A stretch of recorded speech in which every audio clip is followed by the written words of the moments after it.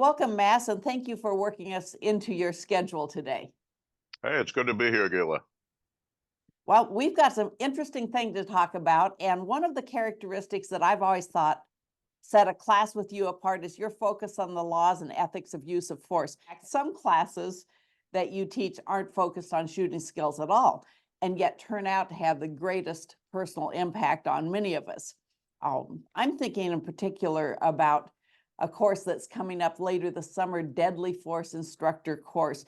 But before we jump into that, how did you get started teaching, and why did your curriculum develop? Why has your curriculum developed that very different focus from what's common in mainstream shooting courses? Well, I started shooting at an early age and carrying at an early age due to a quirk in the local law which allowed it. I started carrying at age 12 in my dad's jewelry store. And realizing the gravity of it, I sat down with the chief of police in the community, one very patient judge, and a couple of lawyers. And they told me what I needed to know and where to find more. And that sent me into the state legal library. I practically haunted the place. It didn't occur to me till later how the librarians felt about a teenager who kept looking up homicide law. But I remember thinking, why doesn't somebody write a book about this for the armed citizen? There had been books on how to win a gunfight that went back to the 19th century, and absolutely nothing in the gun magazines or in the bookstores that would guide you when can you use deadly force in self-defense. Time went on. I became a police firearms instructor at age 21 in 1972. And at that time, 1971, started writing for the gun magazines. And during the 1970s, I put together a book called In the Gravest Extreme that explained lethal force to private citizens for the first time. That turned out to be a bestseller. I started teaching private citizens in 1981 with Ray Chapman at Chapman Academy in Columbia, Missouri. Ray encouraged me to start my own school. And at that time, I was a full-time writer specializing in guns, law enforcement, professional journals, martial arts, that sort of thing. And I thought, hey, teach a class once a month. There'll be less travel. I'll do it part-time as a lark. 1981, opened Lethal Force Institute, and within a year it became the tail that wagged the dog. And thereafter, I was full-time instructor, part-time cop, part-time writer, part-time husband, which led to a divorce, but that's another story. And basically, we were the first school to teach in depth the law of deadly force as it relates to the private citizen. We don't give legal advice, of course, we give practical advice.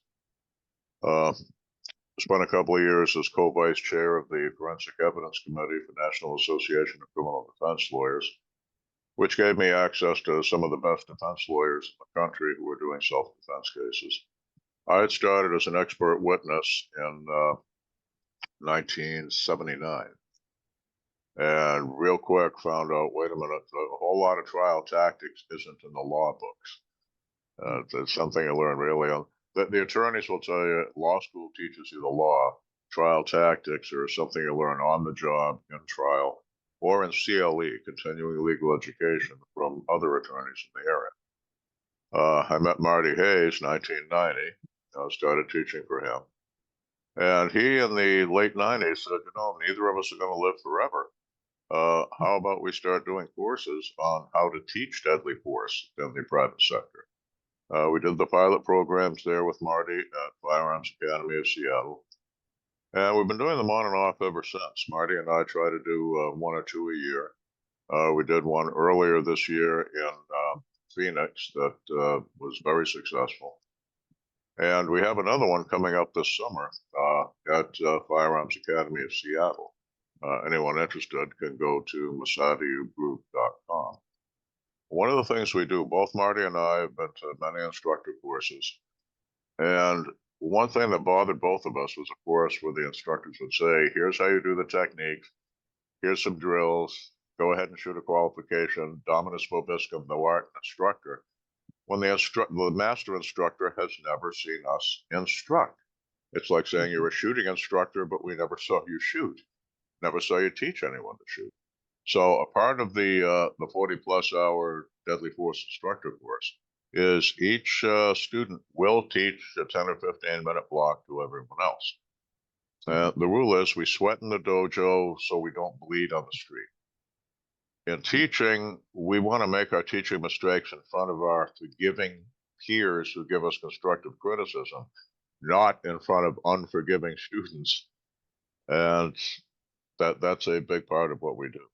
Even worse, teach somebody something that doesn't work well, and then have it go afoul for them that way. But teaching instructors is its own little set of issues. It's really not quite the same as working out grip and stance and safety, for heaven's sakes, on physical skills. Now you're working in the mental and really to some degree even the emotional aspect, because you need to relate with the you need to relate with those people. And even the question comes up, why the man who might arguably be the most successful firearms instructor in our nation in my lifetime would teach the people who would be coming up behind him, and then go out and compete with you for the same students. I mean, I find a generosity in that a commitment to the well-being of the future, and that really comes into that well-being. Can the person survive at trial? But there's another aspect to that beyond the instructor, and you hinted at that a few minutes ago, and that's the expert witnesses. Basically what the curriculum is, Gila, in the first 2 days are the material itself. We hammer in all the material, including the stuff that's not usually taught at that level. The third day is when we start getting into the how to teach, the subtleties of adult education in high liability areas. One of those elements is if you're an instructor in basket weaving, you're never going to be, none of your students are ever going to be sued. None of your students are ever going to kill anybody basket weaving and get criminally charged. It appalled both Marty and I as expert witnesses to see how often the instructors who had trained the defendants refused to come in and testify for them, were ordered by their bosses for political reasons not to go in and testify for them, or could not competently testify for them. So we teach them how to testify as material witnesses to the training that their student received.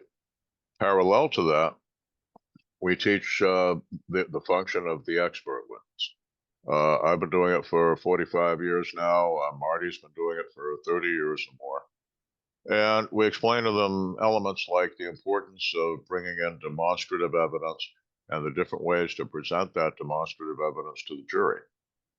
Because the trial tends to focus on the actions of the defendant. What gets lost is what would have happened to that defendant if they had not pulled the trigger. So one of the things we emphasize is telling the attorneys who hire us, look, let us show that jury what the deceased would have done to your defendant if your defendant hadn't pulled that trigger. Speed of closure, how quickly a knife can be deployed, how quickly someone can be disarmed. And we show them how to do it on video because some judges will not allow live demonstrations in their courtrooms. They'll say something like, this is a dignified courtroom. This is not Shakespeare in the park. You're not going to dance around in front of my jury. If you want to show them something, put it on video. I'll let them see it. You have other judges who are the exact opposite. Look, I know about CGI. I know about AI. Nobody's going to play any video tricks on juries at my courtroom. You counsel, you want to show something, you and your expert get there in front of the jury box and show them. So we show them how to handle both ways. We cover the dirty tricks of cross-examination. One of our graduates, the great instructor, John Murphy, after the Rittenhouse trial said, my God, the deadly force instructor course was like a preview of what that prosecutor was going to do to that poor kid on that witness stand. We show them, I call it quicksand. People might tell you, hey, this is a solid thing to step on, go ahead and put your weight on it. And all of a sudden you find yourself being sucked down. So I tell them the 2 rules of quicksand: A, know where the quicksand is and how to avoid it. B, know how other people who found themselves up to their butt in quicksand have gotten out of it, and be prepared to do that if you have to. We've had very good success with that. Marty and I both feel that expert witnesses are underutilized in these type of trials, both criminal and civil. And many of our graduates at DFI have been very successful in that. Kerry Dudendorfer went on to become very successful in expert witness testimony. Carl Wren, several more.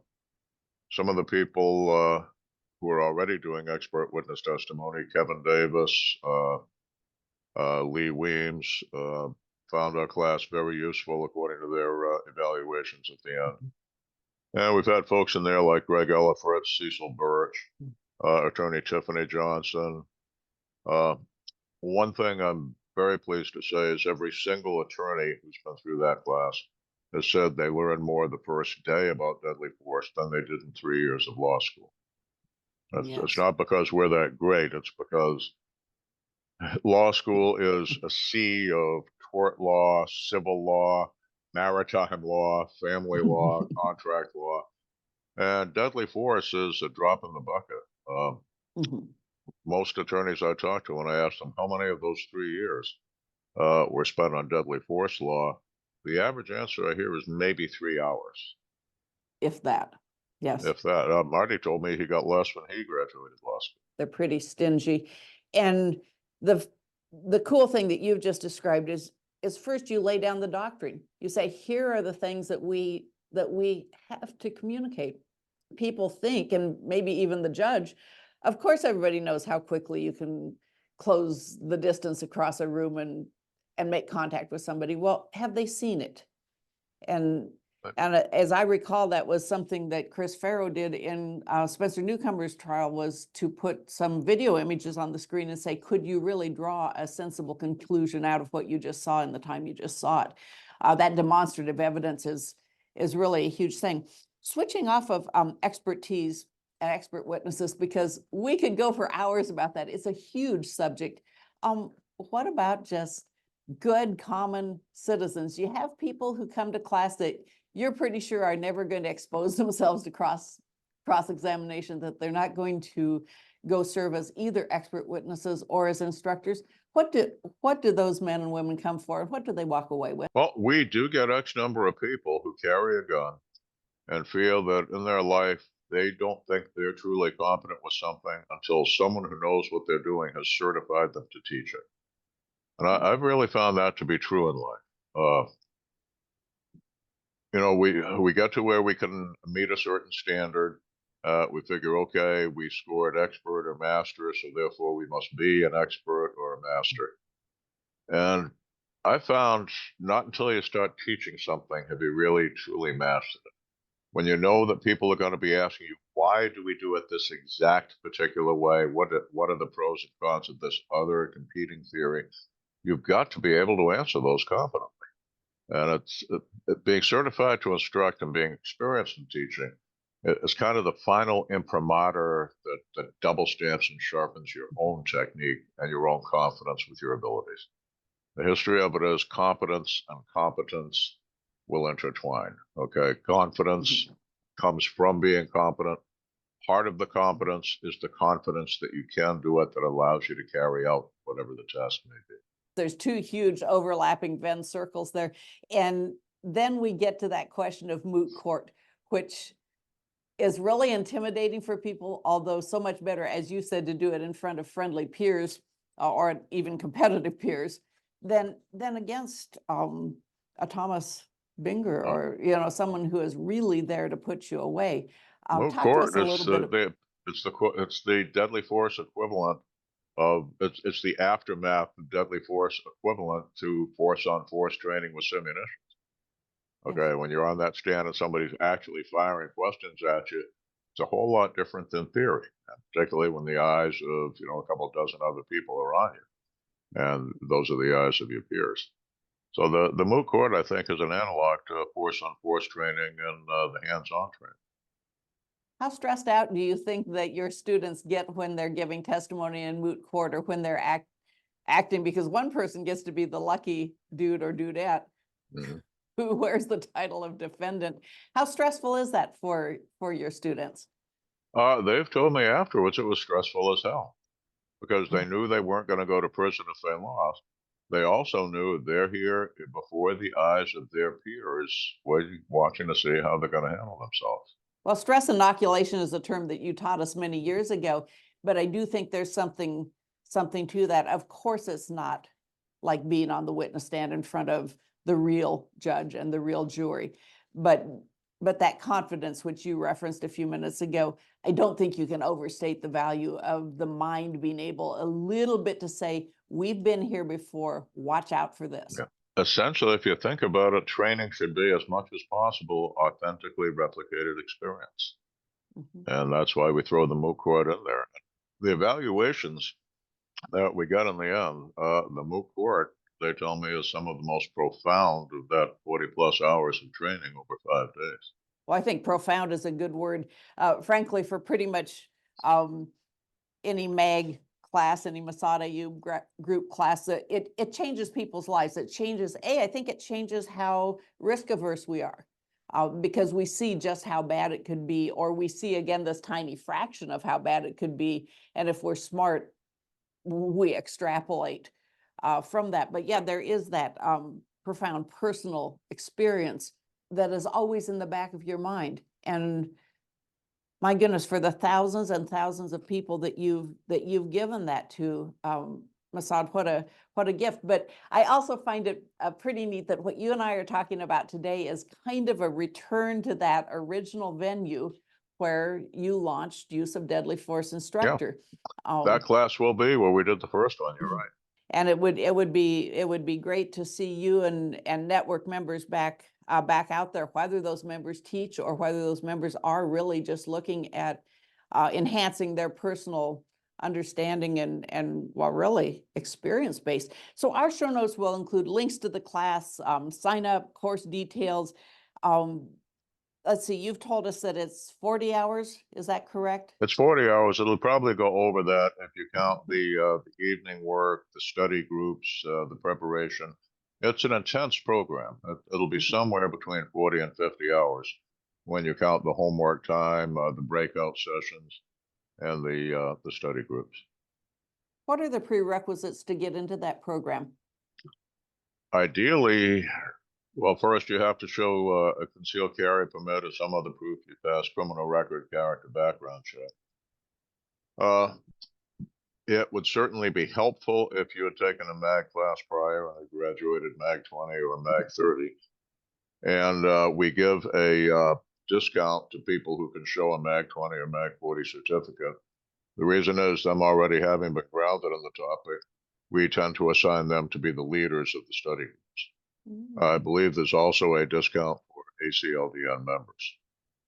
For that particular class, to sign up, they would call Firearms Academy of Seattle, 360-978-6100, or go to the Firearms Academy of Seattle website. Wonderful. Or the And MassadAyoobGroup.com website. That's right. There's a good description on the MAG website as well. One thing that I'd like to acknowledge is the tremendous number of network members who, on the strength of your recommendation, have joined the network and made us the strong member support organization that we are. Thank you so much for that. You have been so integral to who we are and what we do. Thank you, Mass. Well, thank you, Gila, and thank you and Marty and the whole team there at ACLDN. You literally created something that didn't exist before, as basically a member support, mutual support group for people who get in trouble doing the right thing to save their lives and their families' lives. And God bless you for doing that.